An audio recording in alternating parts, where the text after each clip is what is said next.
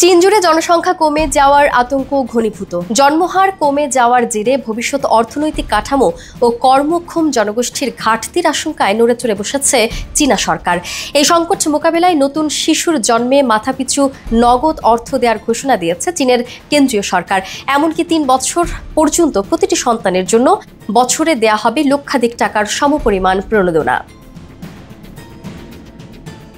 2025 সালের 1 জানুয়ারি থেকে কার্যকর হওয়া এই প্রকল্প অনুযায়ী প্রতিটি শিশুর জন্মের পর থেকে 3 বছর বয়স পর্যন্ত পিতামাতাকে প্রতি বছর 3,600 ইউয়ান দেয়া হবে, যা বাংলাদেশি মুদ্রায় প্রায় 61,000 টাকা। অর্থাৎ 3 বছরের জন্য মোট 10,800 ইউয়ান বা প্রায় 1,84,000 টাকা পাবে পরিবারগুলো। চীনের রাষ্ট্রায়ত্ত এক সংবাদ মাধ্যমের তথ্য অনুযায়ী যেসব পরিবার 2022 থেকে 2024 সালের মধ্যে সন্তান জন্ম দিয়েছে তারাও এই প্রণোদনার আওতায় আসবে। সরকারের হিসাব অনুযায়ী এই প্রকল্পে প্রায় 2 কোটি পরিবার উপকৃত হবে।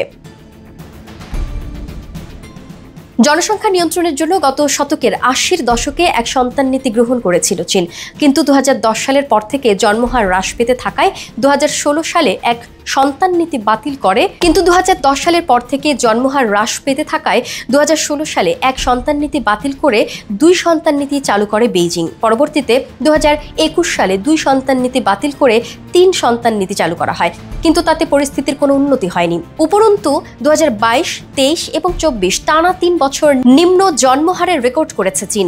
জাতিসংঘের পূর্বাভাস অনুযায়ী জন্মহার না বাড়লে 2050 সালের মধ্যে চীনের জনসংখ্যা কমে 130 কোটিতে নামবে, আর 2100 সালের মধ্যে তা 80 কোটিতে পৌঁছাতে পারে।